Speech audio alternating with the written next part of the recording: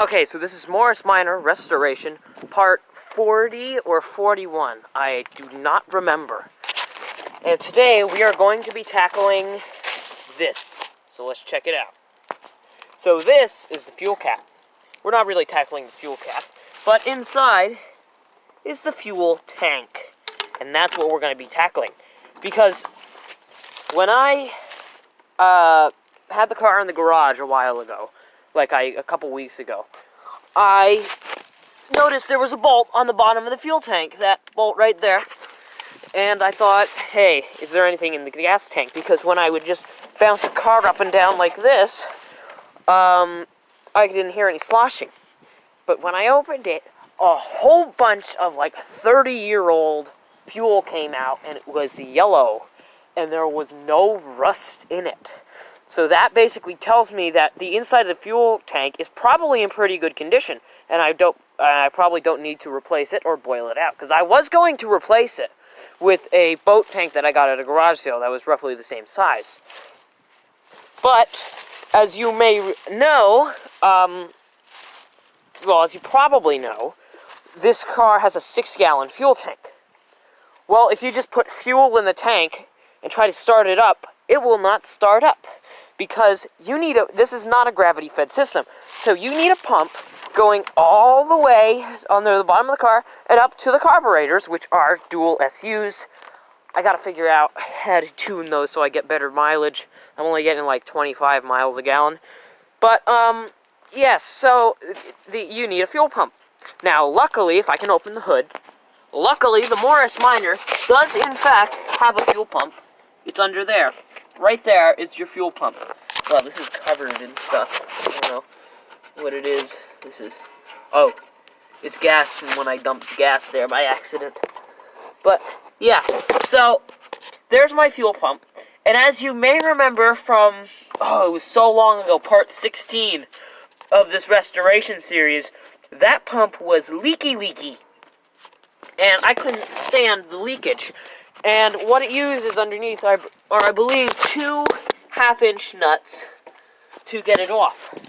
I'm going to try to get it off and rebuild it, but I'm not going to get a fuel pump rebuild kit because they're very expensive. Okay, so I have now brought it into the basement. There is still blow molds everywhere. And I have taken these brass pipes off. These are copper here, but the fittings are brass, and they're really nice. Looks like they have Teflon tape on them. That looks like a repair I would do. One of these pipes, though, has that weird little space in it. I'm going to pressure test that, so I'll put that there, along with this pipe. This pipe's fine. I pressure tested that. So, yeah, hey, this is actually really neat. Yeah, so, as you can see, there's a mark on there. That's where the camshaft has been hitting it for years. I have a feeling this has been replaced, though, because if you can read that, made in Italy. I think it would normally be an SU fuel pump, but made in Italy. So I have a feeling this was replaced, and, yeah, so let's fix it. Okay, so what this is a diaphragm, and if I can set the camera up, I can show this to you. Okay, so here it is. This is a diaphragm. Look how cracked and corroded that is. But it does still work. What I'm going to do is separate it and see if I can salvage it. Because you used to be able to buy these diaphragm things. You used to be able to buy them very easily from the auto parts store for only a couple bucks. I'm not paying $300 for a new fuel pump, so I don't know how to get this diaphragm off. But I'm going to try. I'm going to try to salvage it by taking it off very carefully and try to salvage it. So I'm going to do that. Okay, so I found this glove that I'm going to make a leather diaphragm out of. Now, I've seen leather diaphragms in very early fuel pumps. So what I'm going to do is I'm going to cut this out, enough to make 2 diaphragms, so one there and one there. I'll cut out this square. And I'm going to be cutting it out of this old glove. And we're not going to be cutting it out of this side, we're going to be cutting it out of this side. And it has to be real leather. This is real leather, except for the inside, which is faux leather, so I'm going to have to cut that out. But let's get to this.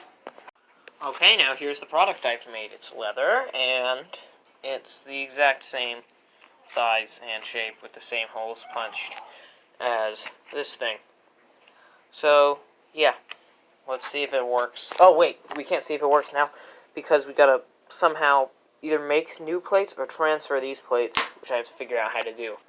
Okay, here is the finished product. It is just a piece of leather with the 2 plates and the bar. So let's put this all back together, remembering to include the spring and such. I am the world's largest idiot right now. That's why. So, this I can no longer use. It's cracked. And I know the reason it's cracked. Right there. That's the reason. If my camera will ever focus on me, it's just autofocus is garbage.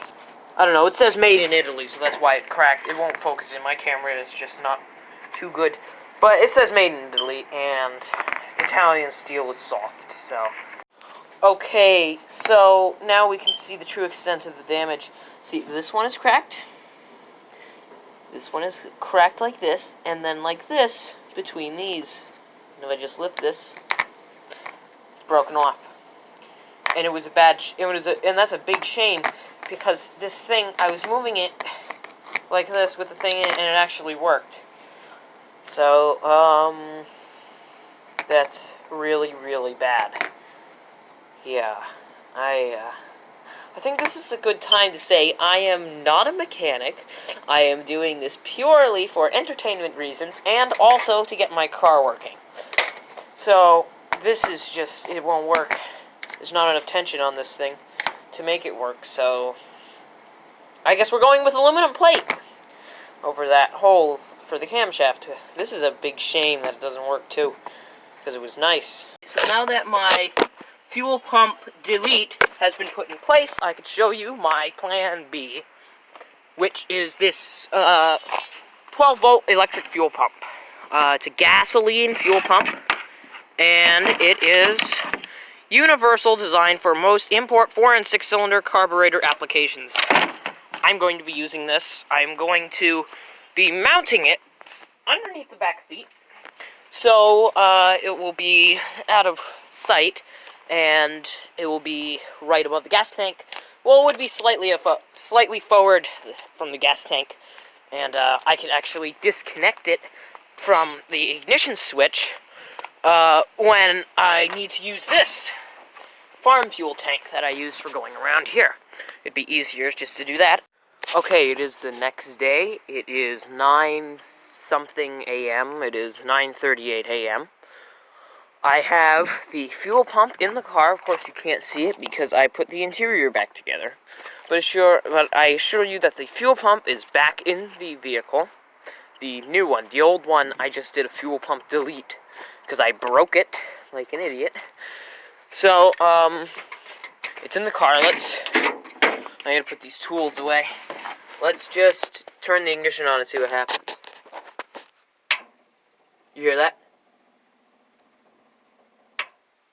It's a fuel pump. Let's start the car up. Okay, it's pumping fuel. And you can't even hear the fuel pump. Oh, yes, you can. Okay, so that's pretty good. It works. Thanks for watching. I think in the next episode, I will tackle the wiper motor because it does not work.